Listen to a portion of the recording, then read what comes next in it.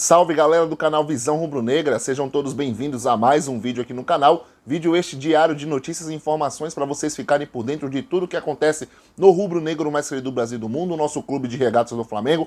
Galera, vou pedir para você, fica até o final desse vídeo, porque tem muita notícia, muita informação do Mengão, para vocês não perderem nenhum detalhe, tá bom? Já queria começar o vídeo de hoje falando que o Flamengo se reapresentou hoje mesmo, nesta segunda-feira à tarde. Então a equipe comandada aí pelo técnico Paulo Souza já iniciou o treinamento, tendo em consideração que nesta quarta-feira já tem clássico contra o Botafogo pelo Campeonato Carioca. E a surpresa nesse treinamento de hoje é a presença do Thiago Maia em campo. Isso mesmo, Thiago Maia, que teve aí um corte na canela, ele ficou fora da final da Supercopa do Brasil, mas a princípio a gente viu nas imagens aí que ele treinou hoje normalmente com a equipe do Flamengo. A gente viu que o Thiago Maia estava com um meião que cobria a canela inteira, um meião preto, mas participou do treino, fez atividade física junto com o elenco principal ali em campo, e também a gente vê algumas movimentações do Thiago Maia batendo na bola, finalizando a gol. Então importante aí essa volta do Thiago Maia aos treinos. Vamos torcer para que ele já possa tenha uma pronta recuperação e já possa reforçar o Flamengo aí nos próximos jogos. Vamos torcer para que ele se recupere o mais rápido possível, tá bom, galera? Então, vamos lá.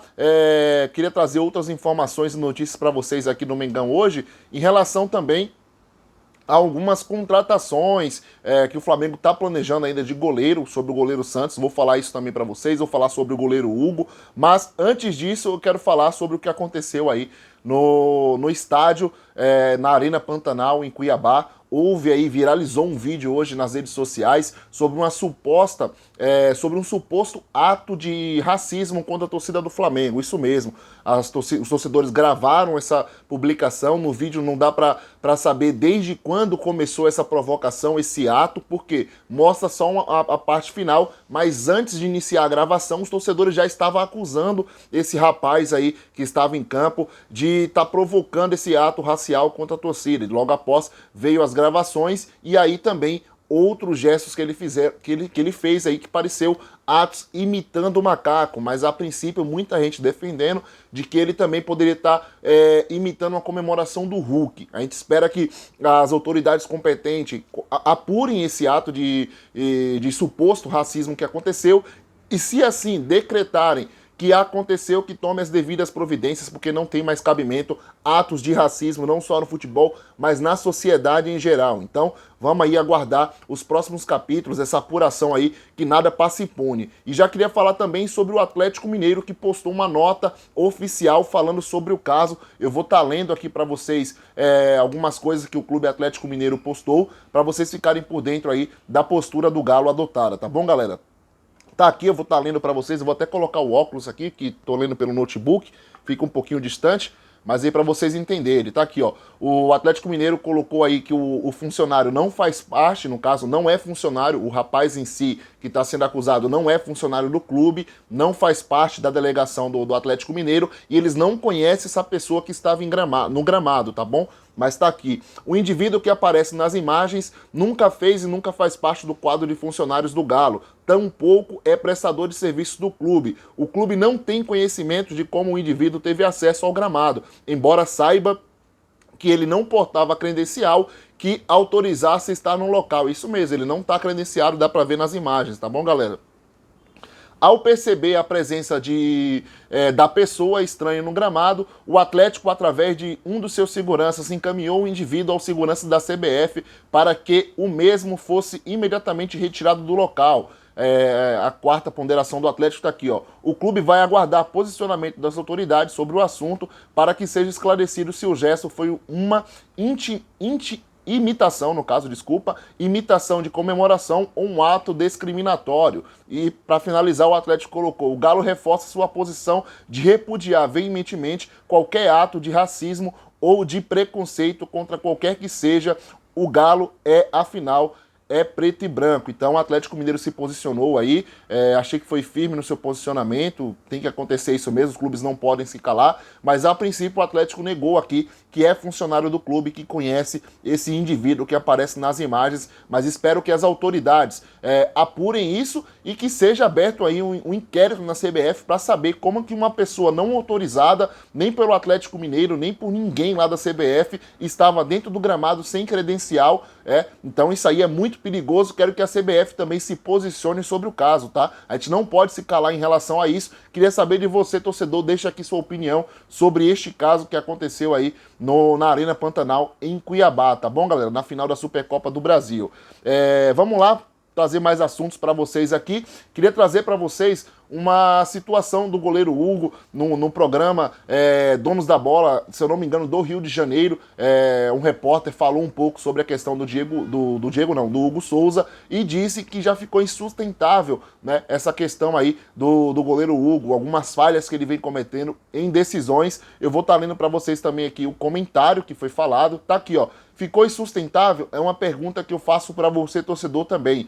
Ficou insustentável a situação do Hugo Souza no Flamengo? Vocês acham que o Flamengo precisa de um outro goleiro? Vocês ainda confiam no potencial do Hugo? Deixa aqui seu comentário, eu quero estar lendo o comentário de cada um de vocês. Eu vou deixar o meu aqui, minha opinião. Eu confio no goleiro Hugo ainda. Eu sei que aquela bola foi muito difícil. Ali aconteceu muitos erros também individual, como o Ilharão na marcação, como a cobertura do Fabrício Bruno, do Davi Luiz também. Então, assim, não é só culpar apenas o goleiro, porque ele foi o primeiro gol, o Flamengo depois virou o jogo depois disso. E aí outras falhas aconteceram para que o Atlético Mineiro empatasse o jogo. Mas eu dou crédito ao goleiro Hugo, confio nele para que ele possa dar a volta por cima. Mas quero saber de você, a minha opinião não é acima de qualquer outra, quero saber de você, torcedor. Deixa aqui no comentário, ficou insustentável ou não a opinião do Hugo? A opinião de vocês também é muito importante aqui para o canal Visão Rubro-Negra, tá bom, galera? Vou estar lendo para vocês aqui o ex-goleiro Getúlio Vargas e o comentarista Edu Fuiclé é o nome dele, né? Falaram sobre o assunto Os Donos da Bola, porém não é Os Donos da Bola aqui de São Paulo. Então, como falaram do Flamengo, no caso, creio que é do Rio de Janeiro esse programa, tá bom, galera? Ficou insustentável a situação de goleiros no Flamengo. Diego Alves é um baita goleiro, mas está sempre se machucando. O Paulo Grilo tá no dia a dia. De repente achou que Diego ainda não estava preparado para o jogo. Agora Hugo falhou mais uma vez e em jogo decisivo. E a paciência se esgotou, disse o Getúlio Vargas, ele que é apresentador, agora eu lembrei, é do Rio de Janeiro mesmo, porque eu lembro quando ele iniciou esse programa, ele que é apresentador e também é ex-goleiro do Flamengo, eu lembro disso, então é do Rio de Janeiro, tá, galera? Confirmando para vocês.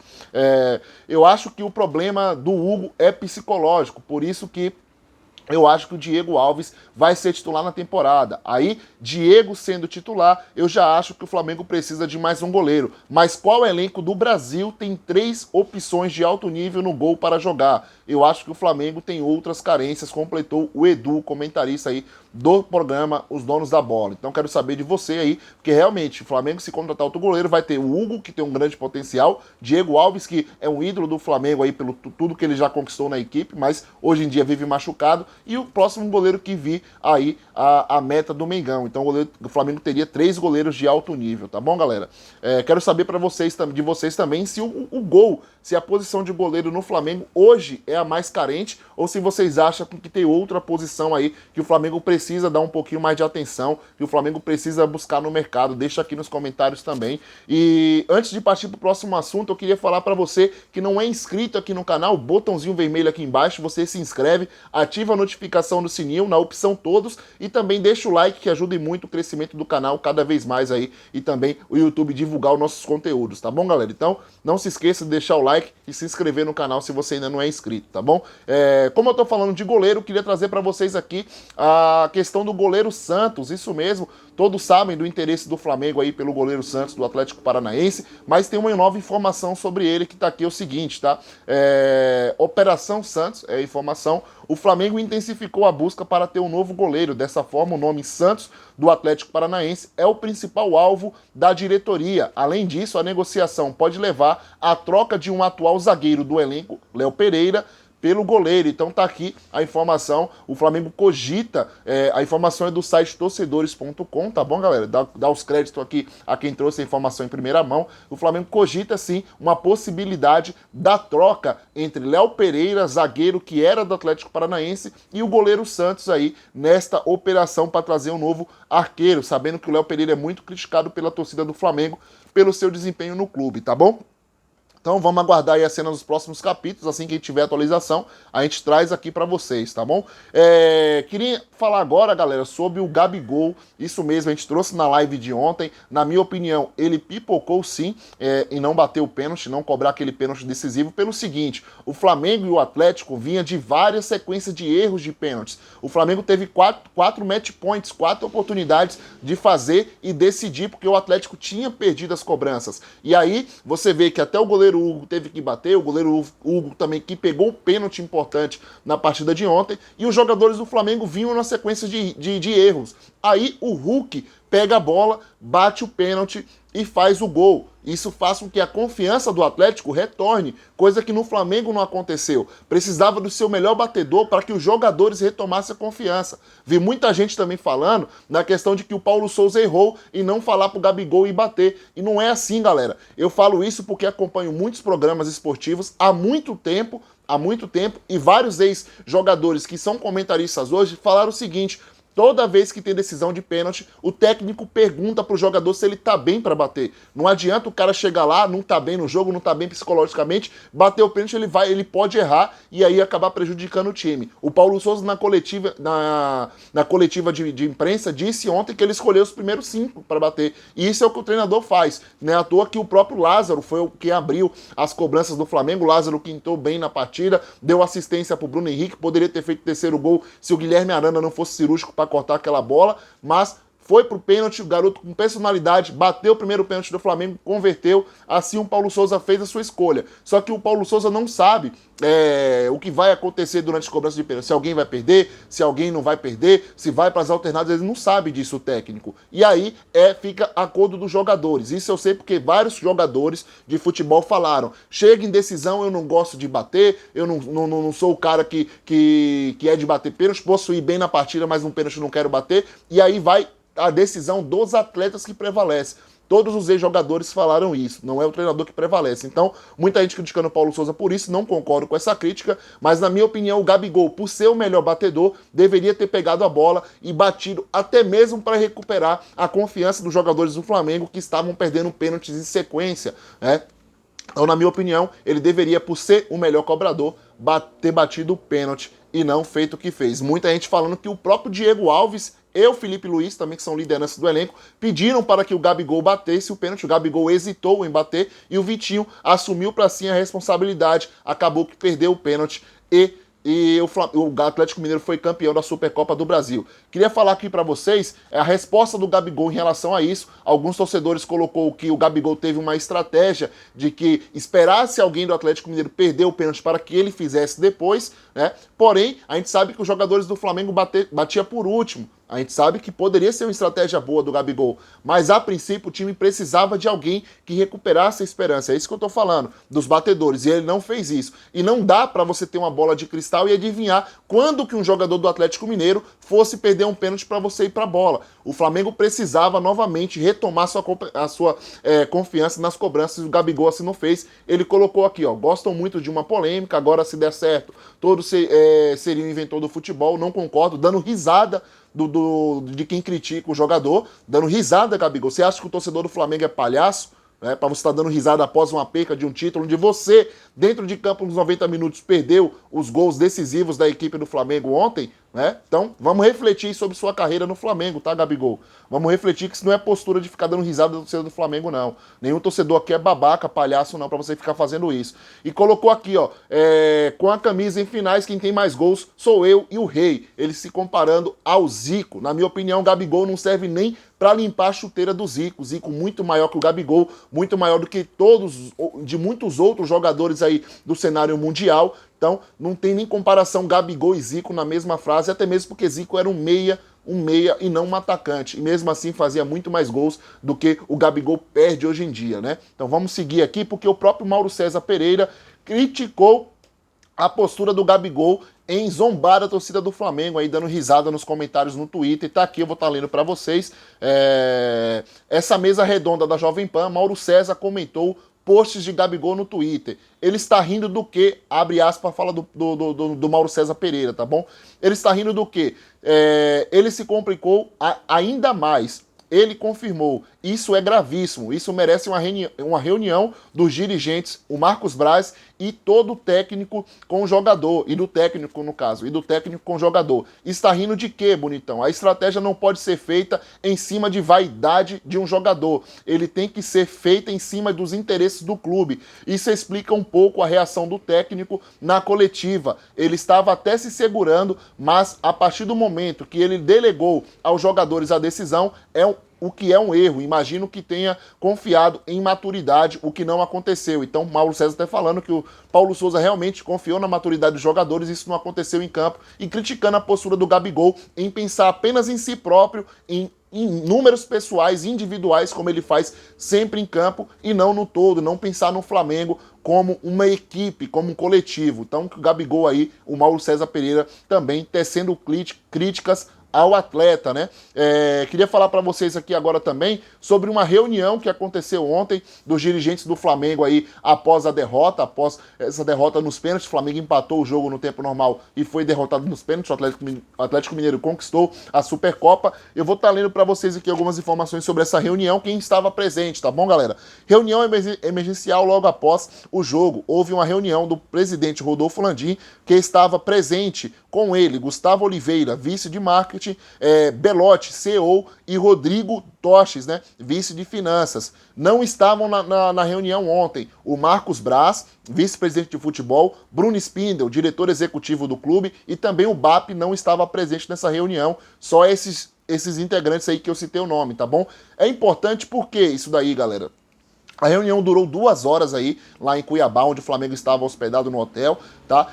E logo antes do jogo, acho que na sexta, no sábado, ali antes da partida, o jornalista Jorge Nicola trouxe a informação de que o Flamengo poderia melar a situação, a negociação do Andréas Pereira, o meia que foi contratado aí por mais, quer dizer, o meia que o Flamengo pode contratar por mais de 60 milhões de reais, 63, 64 milhões de reais ali, porque pagou 10,5 milhões de euros. Então, o Jorge Nicola trouxe essa informação que os dirigentes do Flamengo estavam repensando essa contratação, até mesmo pelo crescimento do João Gomes, o tanto que o João Gomes está jogando, muitos torcedores pedem o João Gomes titular, e também da reação da torcida após a compra do Andréas Pereira. Muitos torcedores aí indignados com essa compra, não queriam que o Flamengo exercesse essa opção de compra, até mesmo porque o jogador está desvalorizado, o jogador tem contrato até junho e ainda não provou o seu valor em campo. Então, essa informação. E eu achei muito interessante na reunião o seguinte: estavam presentes apenas pessoas ligadas às finanças do Flamengo.